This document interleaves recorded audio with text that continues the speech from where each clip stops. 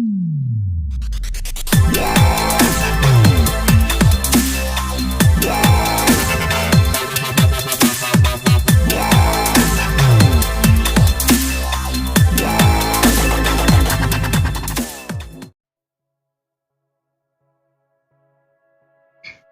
soal persamaan dasar akuntansi perusahaan jasa. Studi kasus yang akan kita gunakan kali ini adalah usaha angkutan asri yang merupakan soal latihan dalam buku pengantar akuntansi terbitan Universitas Terbuka. Halo, saya Fidrianingsih, senang bertemu sahabat melalui video ini. Silakan ikuti saya melalui alamat yang ada di bawah ini untuk mendapatkan informasi bermanfaat lainnya. Apa sih pentingnya persamaan dasar akuntansi? Persamaan dasar akuntansi dipergunakan untuk melihat pengaruh transaksi yang terjadi terhadap perubahan nilai aset, utang, dan modal. Nilai aset harus seimbang atau balance dengan utang dan modal, sehingga diperoleh persamaannya aset sama dengan pertambahan nilai utang dengan modal. Persamaan dasar akuntansi akan membantu para pengguna melihat jumlah pendapatan dan pengeluaran yang terjadi dalam satu periode akuntansi. Sekarang kita langsung masuk ke contoh soalnya ya. Di sini, pada tanggal 1 Juli 2022, Amir mendirikan usaha angkutan bernama Usaha Angkutan Asri. Saldo aktiva, utang, dan modal untuk bulan tersebut adalah sebagai berikut.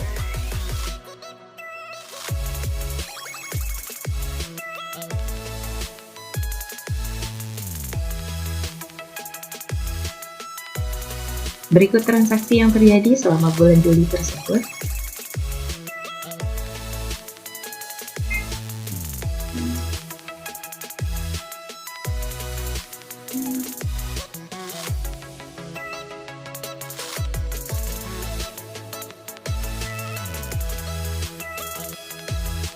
Nah, sekarang kita langsung praktekkan ke pembuatan persamaan dasar akuntansinya. Let's go! Yang pertama, diketahui di dalam soal, saldo aktiva, utang, dan modal untuk bulan tersebut adalah sebagai berikut. Kas sebesar 3.200.000, DHP 400.000, kendaraan 2.250.000, dan utang usaha 1 juta. Sedangkan modal 4.850.000.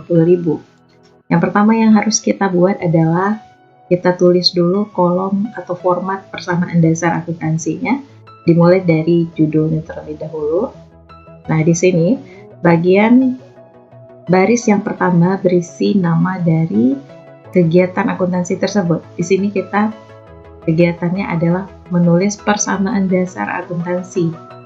Sedangkan baris yang kedua berisi nama usaha, di sini usaha angkutan asri, dan baris yang ketiga berisi periode akuntansinya, yaitu di sini periodenya Juli 2022.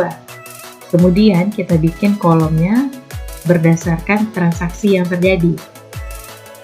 Nah, di sini sengaja saya bikin kolom sisi aktiva dan pasiva supaya sahabat bisa melihat persamaan tadi yang saya sebutkan, harta sama dengan utang ditambah modal. Oke? Aktiva sama dengan pasiva. Yang termasuk aktiva adalah keseluruhan aset yang dimiliki oleh perusahaan, baik aset lancar maupun aset tetap. Sedangkan pasiva terdiri dari utang usaha dan juga modal. Kemudian di bagian paling tepi tulis juga keterangannya.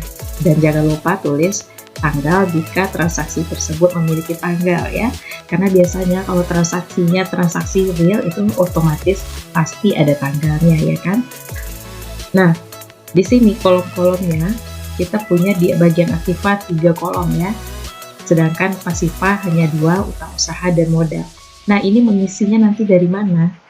Kalau di sini di dalam soal kita bisa lihat atau tinggal membuatkan nama-nama kolom berdasarkan nama akun. Akun yang kita peroleh dari saldo ini ya. Nah, bagaimana kalau misalnya di dalam persamaan dasar akuntansi bagaimana kalau misalnya di dalam transaksi tidak dituliskan nilai saldonya, melainkan langsung ke dalam bentuk transaksinya. Bagaimana cara kita nanti menggolongkan nama-nama akun ini? Kita harus melakukan analisa terlebih dahulu pada masing-masing transaksi. Apakah ini masuknya ke kas, apakah ini BHP, ini kendaraan atau apa? Harus bisa menganalisanya, oke? Nah, karena di sini sudah tersedia nama-nama akunnya, jadi kita tinggal langsung masukkan ke kolom-kolom yang tersedia. Terus penting juga untuk menuliskan aktiva ini, kita mulai dulu dari aktiva lancar, baru kemudian aktiva tetap. Nah, aktiva lancar di sini ada kas sama BHP, sedangkan aktiva tetapnya adalah kendaraan. Kalau misalnya seandainya di dalam aktiva juga terdapat piutang usaha, maka setelah kas ini kita tulis piutang usaha terlebih dahulu, baru kemudian kolom BHP ya. Nah, kalau misalnya teman-teman lupa memasukkan salah satu kolom, nah kalau mengerjakannya di Excel, maka bisa nanti disisir aja kolom yang tertinggal.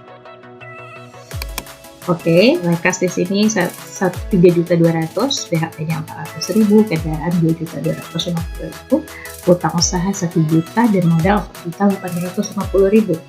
Ini kalau sahabat total, ini kalau sahabat total nilai kas ditambah BHP ditambah kendaraan, hasilnya pasti akan sama dengan nilai utang usaha dan juga modal yang ada di sini.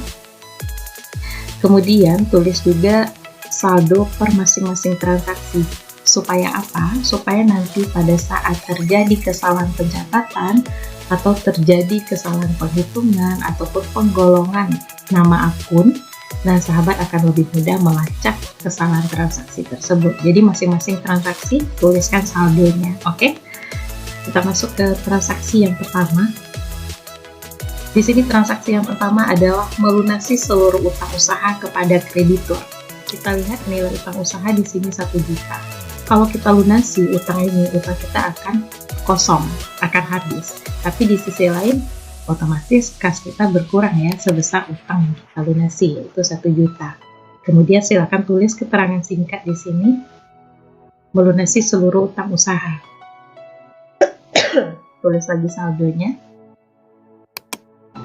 Kemudian menerima pendapatan selama 1 bulan 4.100.000.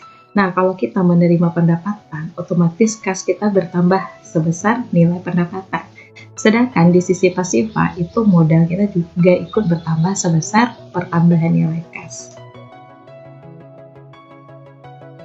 Selanjutnya, membayar gaji karyawan 1 bulan 950.000.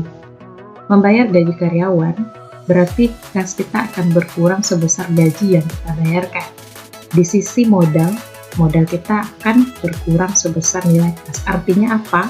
Harta kita dalam bentuk kas ataupun modal, jika terjadi pengeluaran pembayaran itu sifatnya mengurangi nilai harta, mengurangi nilai perusahaan, baik dari sisi harta maupun dari sisi modal ya. Kemudian membayar biaya iklan sebesar 100.000, sama mengurangi kas lagi dan juga mengurangi. Berikutnya, perusahaan membeli tambahan kendaraan senilai 2.500.000 dan baru dibayar 50%. Sedangkan sisanya akan dilunasi 6 bulan kemudian. Nah, karena di sini perusahaan baru membayar 50%, otomatis akan ada utang baru yang terbentuk akibat dari pembelian kendaraan tersebut ya. Berarti pembelian ini dianggap pembelian secara kredit. Karena baru dibayar 50%, berarti kas yang keluar pada saat membeli kendaraan tersebut adalah sebesar 1.250.000. Sedangkan yang separuhnya lagi, 1.250.000 itu menjadi utang usaha. Kemudian membayar biaya pemeliharaan mobil senilai 212.500. Membayar lagi berarti pengeluaran lagi akan mengurangi kas dan modal. Kemudian menjual bahan habis pakai sebesar harga pokoknya yaitu 50.000. Perhatikan di sini nilai BHP-nya adalah 400.000. Sekarang mau dijual. Nah, kalau dijual BHP-nya, otomatis uang akan masuk ke kas sebesar 50.000. Dan di sisi lain, BHP tadi berkurang, tapi pindah ke kas ya. Kita jual BHP, dapat uang, uangnya kita masukkan ke kas. Berarti yang di sini hanya terjadi perubahan bentuk aktiva dari perlengkapan ke kas. Sedangkan di sisi pasifa, karena tidak terjadi pengeluaran di sini, maka modal tidak berkurang. Selanjutnya, mengambil kas senilai 400.000 untuk keperluan pribadi. Ini kita sebut dengan prepaid.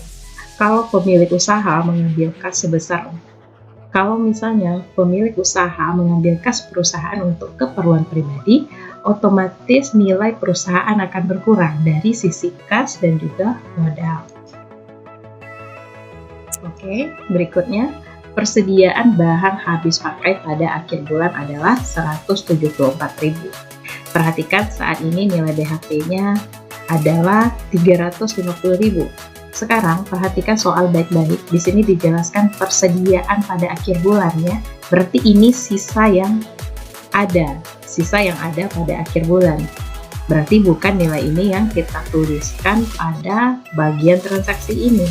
Oke, jadi berapa nilai sebenarnya? Ya, tinggal kita kurangin 350.000 dikurang nilai BHP yang tersedia, maka hasil pengurangan tersebutlah yang menjadi nilai BHP yang berkurang atau nilai BHP yang terpakai.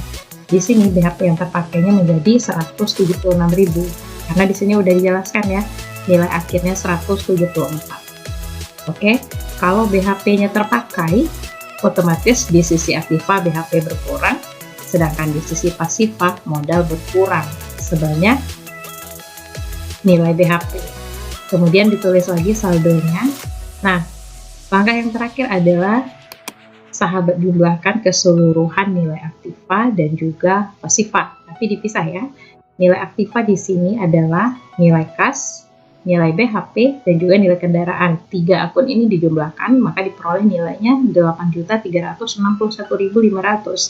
Di sisi pasifa, silakan jumlahkan juga utang usaha dan modal. Di sini 1.250.000 ditambah 7.111.500, itu nilainya 8.361.500. Oke. Nah, jadi intinya adalah apabila terjadi pengeluaran, maka di sisi aktiva akan terjadi pengurangan aktiva dan di sisi pasifa akan terjadi pengurangan modal. Apabila terjadi pemasukan, maka di sisi aktiva juga akan terjadi pertambahan terhadap nilai kas, dan di sisi lain atau di sisi pasifa juga akan mengakibatkan pertambahan modal. Oke, sekian untuk hari ini. Semoga bermanfaat. See you next time. Bye-bye.